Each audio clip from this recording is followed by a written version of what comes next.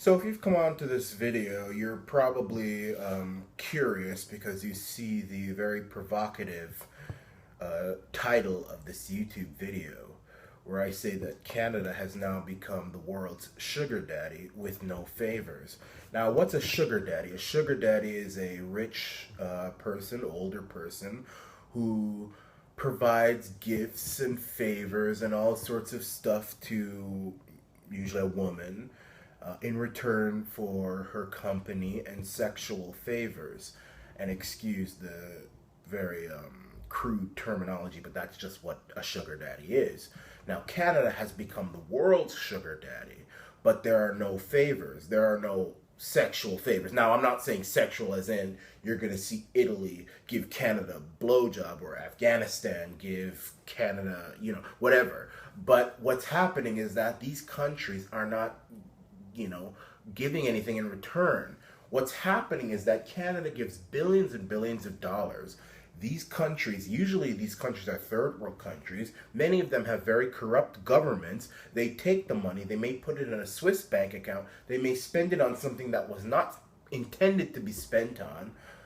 One person who used to do this a lot was Mobutu Sese Seko Kasabanga of Zaire, who is dead, and Zaire doesn't exist anymore.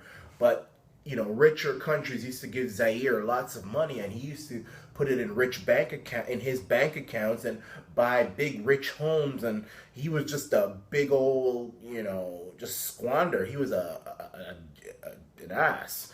But Canada is doing this on steroids. We give billions of dollars to Indonesia.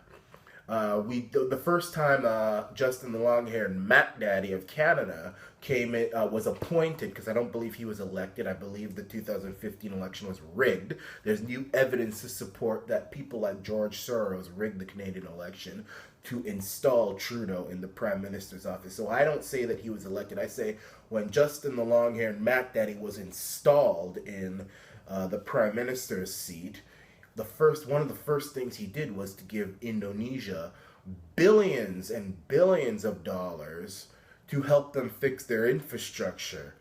And nobody knows what's happened to that money.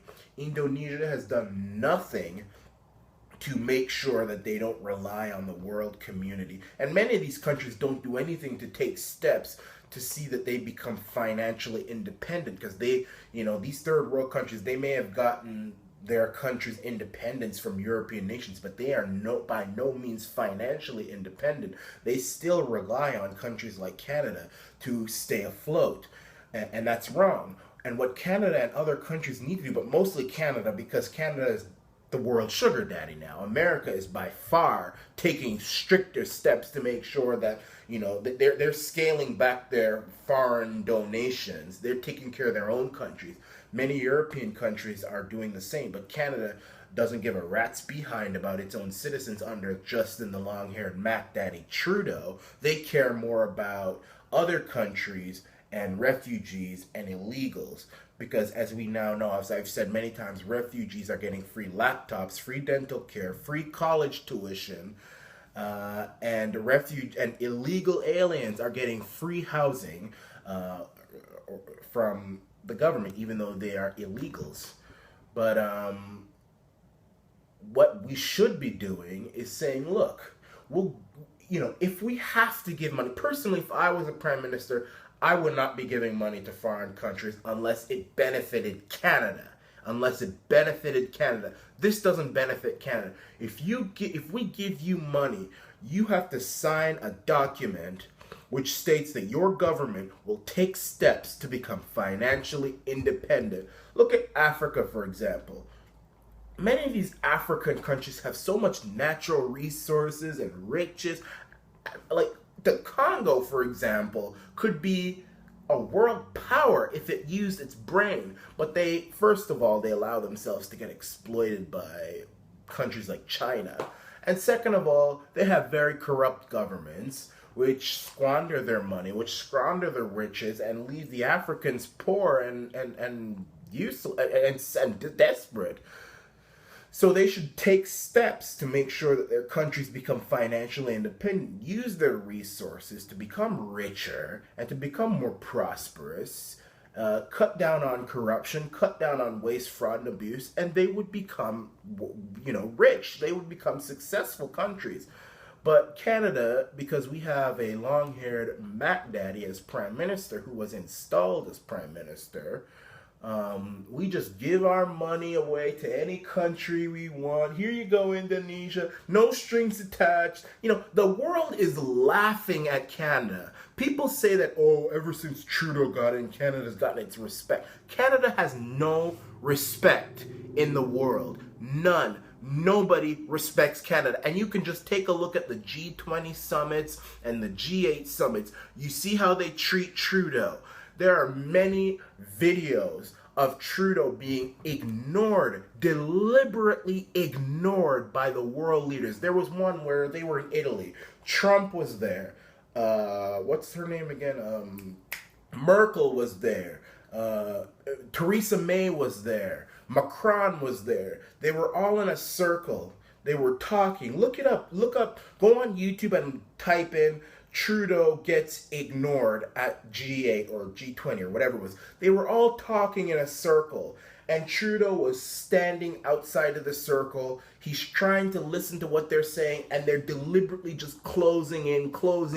They're ignoring him. Nobody wants to see him. Nobody wants to look at him, and he's just standing there while all the leaders are talking amongst themselves. That is such a disrespect for our country. That is a gross, vicious disrespect for our country that, by the way, I can tell you they would not do that with Stephen Harper. I'm not saying Stephen Harper was perfect, but Stephen Harper, he felt that he was disrespected, and he's a conservative. The conservatives believe in country first, Canada first. Even though, to be honest, I was a little disappointed when Harper was getting a little too close to China, and he brought in more refugees than I was comfortable with. But on a whole, conservatives believe in country first. He would just, there would be consequences. He'd probably say, you know what, that's it, no more this, no more that. So they did that with Trudeau because they have no respect for Trudeau, because they know Trudeau is a little, excuse the language, but bitch. He's a pussy. And he has made Canada into a sugar daddy with no favors. It's almost like a sugar daddy who gives money and gifts to a beautiful woman, and the woman cock blocks him. No sex, no favors, no nothing. Canada has become a cuck for the world, and it's sad, and it angers me. As a Canadian, I am a full-blooded Canadian. I am born in this country. I've lived in Ontario. I've lived in Nova Scotia. I am a Canadian. Yes, I have American citizenship because I lived there in my high school years, but I'm a Canadian. I love my country. And I could have easily lived in the United States. I could have gone to school in the U.S. and end up living there forever and say to hell with Canada. But there's something about Canada that I love. I love the people. I love the potential this country has. And to see us being so grossly disrespected by the world community, considering we bend over backwards for everyone, is so enraging. There's another video where Trudeau comes into the G8 room or the G20 room, and he's walking over, and he's trying to talk to Donald Trump. Donald Trump is talking to some other leaders, and Trudeau's just standing there, and Trump is ignoring Trudeau's advances. And eventually he realizes how pathetic Trudeau looks and turns to him, kind of points at him. They laugh a little bit. I mean, it's weird. I mean, the amount of... The Canada has no respect in the world, and that's because of Trudeau, the long-haired Mac Daddy of Canada. He has no respect for the people of Canada either, Trudeau, because let's take the Aboriginal community, for example. Natives are living with contaminated water on many reserves. Trudeau goes to the United Nations, which, by the way, is almost completely empty. Nobody wants to listen to him. That's another sign of disrespect. Almost nobody in the world listens to Trudeau's UN speech because the room is almost empty. And he says, oh, we love our natives. We love our natives. And Canada's such a terrible, mean country, and we're going to change all that. And basically, that's what he's saying.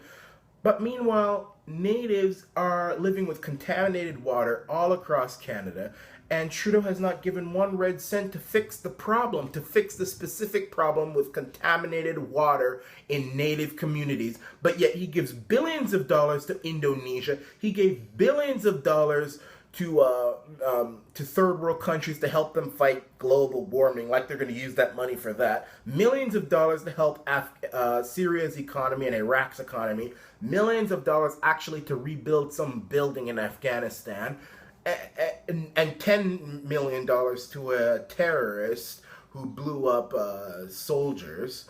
And, I mean, he actually also canceled the cleanup fund to clean up Lake Simcoe, and natives live with contaminated water. Yeah, that's real love, all right. Just shafting your own people. The first people to ever come to Canada. I don't say they were, you know, because, I mean, natives come from Russia and Japan, but yes, they were most likely the first humans to land on what is now Canada.